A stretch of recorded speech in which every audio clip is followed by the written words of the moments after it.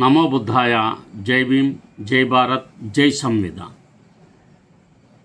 తథాగత భగవాన్ బుద్ధునికి, పరమ పూజ్యులు బోధిసత్వ డాక్టర్ బాబాసాహెబ్ అంబేద్కర్కు ప్రణామాలు తెలియజేస్తున్నాను.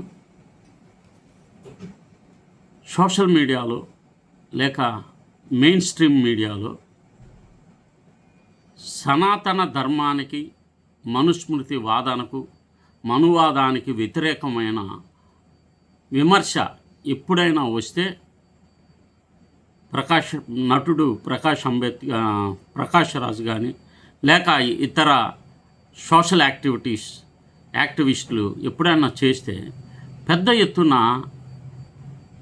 ట్రోలింగ్ జరుగుతుంది. ఆ ట్రోలింగ్ చేసే వారిని హైలైట్ చేస్తూ ఉంటుంది మెయిన్ స్ట్రీమ్ మీడియా.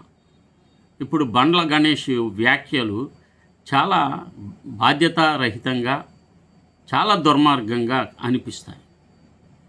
ఈ విషయాలపై నేను సోషల్ మీడియాలో ఉన్నాను కాబట్టి తప్పనిసరిగా ఈ అంశం మీద కూడా మాట్లాడాలని భావిస్తూ, నేను సనాతన ధర్మం గురించి ప్రశ్నిస్తే దేశద్రోహమా? ఇటీవల కాలంలో కొన్ని టెలివిజన్ ఛానళ్ళు, మతపరమైన సంస్థలు, రాజకీయ నాయకులు సనాతన ధర్మం గురించి విమర్శనాత్మకంగా మాట్లాడే వారిని దేశద్రోహులు, టెర్రరిస్టులు, విదేశీ శక్తుల ఏజెంట్లు అన్నట్లుగా చిత్రీకరిస్తున్నారు. లేదంటే అర్బన్ నక్సలైట్లు అంటున్నారు. ఇది ప్రజాస్వామ్యానికి ప్రమాదకరమైన ధోరణి. భారత రాజ్యాంగం ప్రతి పౌరుడికి ఆలోచించే హక్కు, ప్రశ్నించే హక్కు, విమర్శించే హక్కు కల్పించింది. వేదాలు, పురాణాలు, మనుస్మృతి, భగవద్గీత, రామాయణం, మహాభారతం వంటి గ్రంథాల గురించి ప్రశ్నించడం నేరం కాదు. సనాతన ధర్మం అంటే ఏమిటి?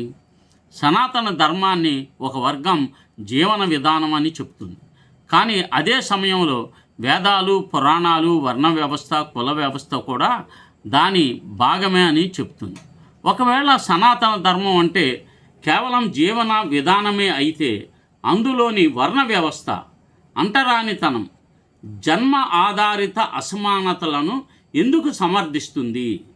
పురుష సూక్తం వేదాలలో ఏం చెప్తుంది? ఋగ్వేదం పురుష సూక్తంలో బ్రాహ్మణుడు ముఖం నుండి, క్షత్రుడు భుజాల నుండి, వైశ్యుడు తొడల నుంచి, శూద్రుడు పాదాల నుండి పుట్టాడని పేర్కొనబడింది. నేడు కొందరు అది జన్మకు కాదు, గుణాలకు సంబంధించిందని చాలా గట్టిగా వివరణ ఇస్తున్నారు. అయితే ఒక ప్రశ్న: ఇంజనీర్లు, డాక్టర్లు, శాస్త్రవేత్తలు, వ్యాపారవేత్తలు, ఐఏఎస్లు, సివిల్ సర్వీసెస్, గ్రూప్ 1 అధికారులు, టీచర్లు, రకరకాల వాళ్ళు బీసీ ఎస్సీ ఎస్టీలు, వాళ్ళ నుంచి వచ్చిన బీసీ ఎస్సీ ఎస్టీలను ఎందుకు బ్రాహ్మణులు లేదా క్షత్రియులు, వైశ్యులుగా గుర్తించడం లేదు? వారి గుణాలు మారితే వర్ణం ఎందుకు మారడం లేదు? ఇది గుణాల సిద్ధాంతం కాదని, జన్మ ఆధారిత వర్ణ భావనని స్పష్టంగా ఉంది.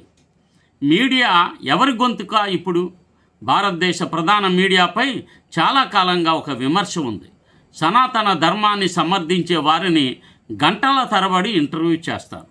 కానీ దాన్ని విమర్శించే బీసీ, ఎస్సీ, ఎస్టీ, మైనార్టీ మేధావులకు అదే అవకాశాలు చాలా అరుదుగా లభిస్తాయి.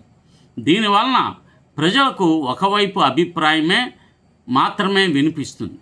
అయితే సోషల్ మీడియా, ముఖ్యంగా యూట్యూబ్, ఫేస్బుక్ ఈ పరిస్థితిని మార్చింది. లక్షలాది మంది యువకులు కుల వ్యవస్థ, మనుస్మృతి, వేదాలు, పురాణాలపై ప్రత్యామ్నాయ అభిప్రాయాలను నిరంతరం వినిపిస్తున్నారు. వారందరికీ జై భీమ్. ప్రశ్నలకు సమాధానం చెప్పాలి, వ్యక్తులను తిట్టకూడదు. సనాతన ధర్మాన్ని విమర్శించిన వారిని గాడిదలు, రాక్షసులు, టెర్రరిస్టులు, అర్బన్ నక్సలైట్లు అని పిలవడం వాదన కాదు. వాళ్ళు అడిగిన, లేవనెత్తిన ప్రశ్నలకు సమాధానం చెప్పాలి. కుల వ్యవస్థ ఎలా ఏర్పడింది? అంటరానితనం ఎందుకు వచ్చింది? మనుస్మృతిలో శూద్రుల గురించి ఏమి రాశారు? మహిళలకు సమాన అవకాశాలు, హక్కులు ఎందుకు ఇవ్వలేదు? వేద విద్య అందరికీ ఎందుకు అందుబాటులో రాదు? ఈ ప్రశ్నలకు సమాధానం ఇవ్వకుండా విమర్శకులను దూషించడం బలహీనతకు నిదర్శనం. డాక్టర్ బిఆర్ అంబేద్కర్ హెచ్చరించారు. డాక్టర్ అంబేద్కర్ కుల వ్యవస్థను భారతదేశ ప్రజాస్వామ్యానికి అతిపెద్ద శత్రువుగా పేర్కొన్నాడు. వారి మాటల్లో రాజకీయ ప్రజాస్వామ్యం నిలవాలంటే సామాజిక ప్రజాస్వామ్యం అవసరం. స్వేచ్ఛ, సమానత్వం, సౌభ్రాతృత్వం లేకుండా ప్రజాస్వామ్యం నిలబడదు. భావ ప్రకటన స్వేచ్ఛ అనేది ప్రతి మానవుడికి పుట్టుకతోనే లభించే అత్యంత కీలకమైన ప్రాథమిక హక్కు. ప్రజాస్వామ్యానికి అది ప్రధాన మూల స్తంభం. భారత రాజ్యాంగం ఈ విశిష్ట హక్కును పౌరులందరికీ ప్రాథమిక హక్కుగా కల్పించింది. రాజ్యాంగ రక్షణ ఆర్టికల్ 19(1)(a) భారత రాజ్యాంగంలోని ఈ నిబంధన ప్రకారం భారతదేశంలో భావ ప్రకటన స్వేచ్ఛ పౌరులందరికీ ప్రాథమిక హక్కుగా హామీగా ఇవ్వబడింది. వ్యక్తీకరణ మార్గాలు: ప్రతి ఒక్కరూ తమ ఆలోచనలను, మాటలు, రచనలను, ముద్రణలను, చిత్రాలు లేదా మరేదైనా ప్రసార మాధ్యమాల ద్వారా, సోషల్ మీడియా వంటివి ద్వారా స్వేచ్ఛగా షేర్ చేసుకోవచ్చు.